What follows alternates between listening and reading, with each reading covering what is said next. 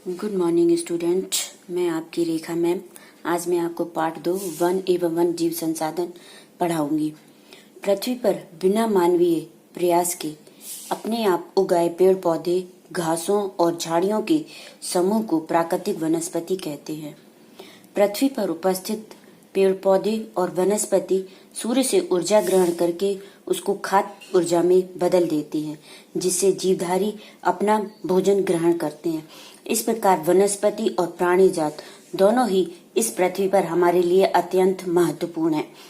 यह पूरा आवासीय स्थल अत्यधिक जैव विविधताओं से भरा है। मानव और दूसरे जीवधारी एक जटिल पारिस्थितिकी तंत्र का निर्माण करते हैं। अब प्रश्न आता है कि पारिस्थितिकी तंत्र क्या है। यह पर्यावरण दो तत्वों पर निर्भर है, भौतिक पर्यावरण और जैविक पर्यावरण। भौतिक पर्यावरण जल, वायु, मिट्टी, सूर्य प्रकाश इत्यादि। सूर्य से ऊष्मा लेकर सूर्य प्रकाश संश्लेषण की क्रिया द्वारा पौधे स्वयं पनपते हैं, अपना भोजन स्वयं ग्रहण करते हैं, इसीलिए इन्हें उत्पादक कहते हैं। इन पौधों को शाकाहारी जानवर खाते हैं और अपनी ऊर्जा को शांत करते हैं। इन शाकाहारी जानवरों को मांसाहारी जानवर खाते हैं और ऊर्जा ग्रहण करते हैं। इन दोनों को उपभोक्ता कहते हैं, क्योंकि ये दूसरों पर निर्भर रहते हैं, इसीलिए इन्हें उपभोक्ता कहा जाता है। इसी श्रेणी में एक तीसरा उपभोक्ता भी आता है, जिसे कहते हैं सर्वाहारी, यानी वो शाकाहारी और मांसाहारी दोनों होते हैं, जैसे स्वयं मानव। तीसरा आपका इसका आता है अपघटक, यानी कवक।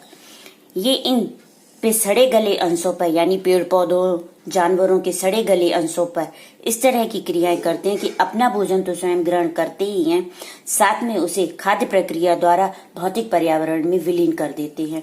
इस प्रकार भौतिक पर्यावरण और जैविक पर्यावरण मिलकर एक तंत्र की रचना करते हैं, जिसे हम पारिस्थितिकीय तंत्र कहते हैं।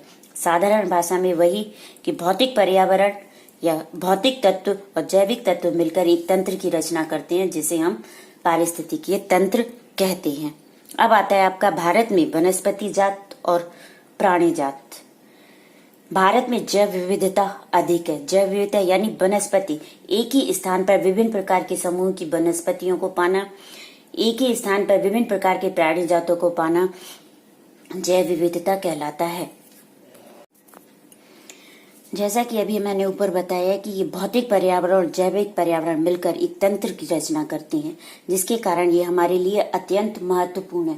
परंतु ये विविध वनस्पति जात और प्राणी जात हमारे हर रोज के जीवन में इतने गुथे हुए हैं कि हम इसकी कद्र नहीं करते। परंतु पर्यावरण के प्रति हमारी असंवेदना के कारण पिछले कुछ समय से इन संसाधनों में भारी कमी आ रही है। कुछ अनुमान कहते हैं कि भारत में 10% वनस्पति जात और 20% स्तनधारियों को लुप्त होने का खतरा है, जैसे चीता, पहाड़ी कोयल, गुलाबी सिर वाली बत्तख इत्यादि। इस विभिन्न प्रकार के पौधे एवं प्राणी जातियों को अंतर्राष्ट्रीय प्राकृतिक संरक्षण और प्राकृतिक संसाधन संरक्षण संघ के अनुसार निम्न वर्गों में वर्गीकृत किया गया है, जिसमें सबसे पहला आता है आपका सामान्य जातियां। ये वे जातियां हैं जिनके जीवित रहने के लिए संख्या सामान्य है, जैसे पशु, शाल, चीड़ इत्यादि। इनकी संख्या ना तो अधिक है ना ही कम है, अर्थात इनकी संख्या सामान्य है, इसलिए इनको सामान्य जातियों के अंतर्गत रखा गया है। दूसरा आता है आपका संकटग्रस्त जातियां। इनके लुप्त होने का खतरा है, जैसे कि नाम से ही स्पष्ट है, संकटग्रस्त, यानी ये जातियां संकट में है। जिन विषम परिस्थितियों के कारण इनकी संख्या कम हो रही है, यदि वे जारी रहती है तो इन जातियों का जीवित रहना कठिन हो जाएगा, जैसे काला हिरण, मगरमच्छ, जंगली गधा इत्यादि। जैसे काला हिरण खत्म होने का सबसे बड़ा मुख्य कारण है शिकार होना। अगर शिकार पर रोक नहीं लगाई जाती है तो एक समय ऐसा आएगा कि काला हिरण पृथ्वी पर समाप्त हो जाएगा। तीसरा आता है आपका सुबेद। ये वे जातियां हैं जिनकी संख्या घट रही है, जैसे एशियाई हाथी, नीली भीड़, डॉल्फिन इत्यादि। यदि इनकी संख्या पर विपरीत प्रभाव डालने वाली परिस्थितियों को बदला नहीं गया तो इनकी संख्या भी संकटग्रस्त जातियों की संख्या में आ सकती है। चौथा आपका आता है दुर्लभ जातियां। जैसे कि नाम से ही स्पष्ट है कि दुर्लभ, ये वे जातियां हैं जिनकी संख्या बहुत कम पाई जाती है।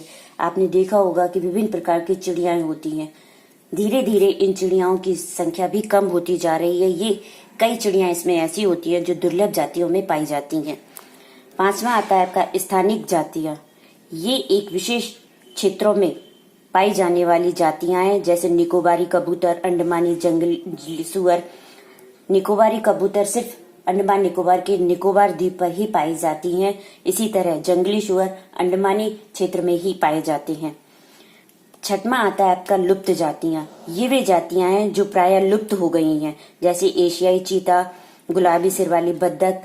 जिन क्षेत्रों में ये जानवर पाए जाते हैं,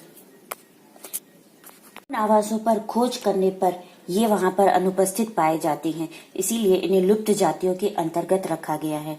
इस प्रकार आपने देखा कि अंतर्राष्ट्रीय प्राकृतिक संरक्षण और प्राकृतिक संसाधन संरक्षण संघ ने इन्हें 6 जातियों में विभाजित किया है। इस प्रकार आपने देखा कि वनस्पति जात और प्राणी जात हमारे लिए कितने महत्वपूर्ण है। फिर भी मानव अपने स्वार्थ वशीभूत होकर इनका धीरे धीरे सफाया कर रहा है। ये प्राणी जात, वनस्पति जात हमारे लिए कितने महत्वपूर्ण है, ये हम आगे के चैप्टर में आपको पढ़ाएंगे। बाय।